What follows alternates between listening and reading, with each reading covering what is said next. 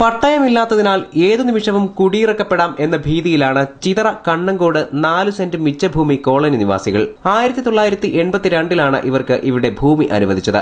എന്നാൽ അന്ന് പട്ടയ വിതരണം നടന്നില്ല. പലതവണ ബന്ധപ്പെട്ടവർക്ക് പരാതി നൽകി. മാറി മാറി വന്ന ഭരണക്കാർ ഇവരുടെ പരാതികൾ ശ്രദ്ധിച്ചിട്ടേയില്ല.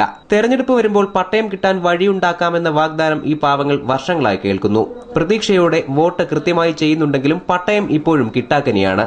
5 ഏക്കറോളം ഭൂമിയിൽ 100-ലേറെ കുടുംബങ്ങളാണ് ഇവിടെ താമസിക്കുന്നത്. 1994 ഭൂമി അളന്നു തിരിച്ച് പട്ടയം നൽകാനുള്ള സർവേ നടന്നെങ്കിലും പ്രദേശത്തെ ഒരു സ്വകാര്യ വ്യക്തി ഉന്നത രാഷ്ട്രീയ സ്വാധീനം ഉപയോഗിച്ച് സർവേ നടപടികൾ തടസ്സപ്പെടുത്തിയത്രേ. കുടിയേറ്റക്കാരിൽ നിന്ന് ഇയാൾ കൈവശപ്പെടുത്തി വെച്ചിരിക്കുന്ന 1 ഏക്കറോളം ഭൂമി നഷ്ടപ്പെടുമെന്നതിനാലാണ് സർവേ നടപടികൾ ഇയാൾ തടസ്സപ്പെടുത്തുന്നതെന്ന് കോളനി നിവാസികൾ പറയുന്നു. പട്ടയമില്ലാത്തതിനാൽ കോളനി നിവാസികൾക്ക് വില്ലേജ് ഓഫീസിൽ നിന്നുള്ള രേഖകളും സർക്കാർ വക ആനുകൂല്യങ്ങളും കിട്ടുന്നില്ല. ഭൂരിഭാഗം പേരും കുടിലുകളിലും ഷെഡുകളിലുമാണ് താമസിക്കുന്നത്. ഇവയെല്ലാം ഏതു നിമിഷവും ഇടിഞ്ഞു വീഴാവുന്ന നിലയിലാണ്. 13 വർഷമായി ഇവിടെ 4 വർഷം 5 വർഷം കൊണ്ട് കൂലിപ്പണിക്ക് പോലും പോകാതിരിക്കും.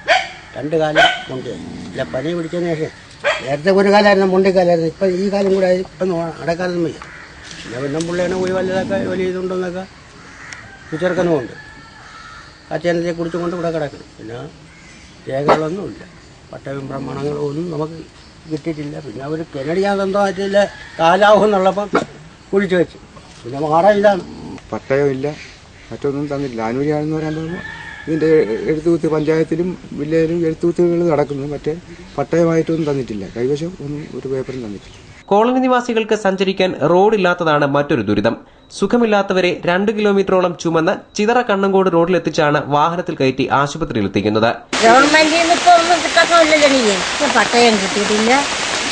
നമ്മളിങ്ങനെ ഈ കുടിയേറില് കുന്നം പറത്ത് ഒരു അവസരം പോലെ രോഗികളെ പോലെ ഒക്കെയാണ് നമുക്ക്.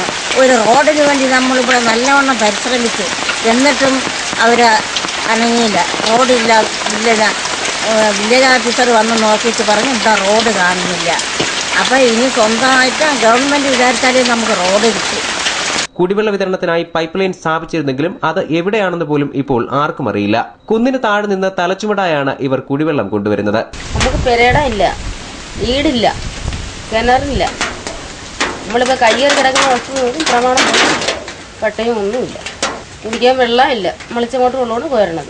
സർവേ നടപടികൾ പൂർത്തിയാക്കി തങ്ങൾക്ക് അവകാശപ്പെട്ട ഭൂമി പതിച്ചു നൽകണം എന്ന ആവശ്യമാണ് ഇവർ ഉന്നയിക്കുന്നത്.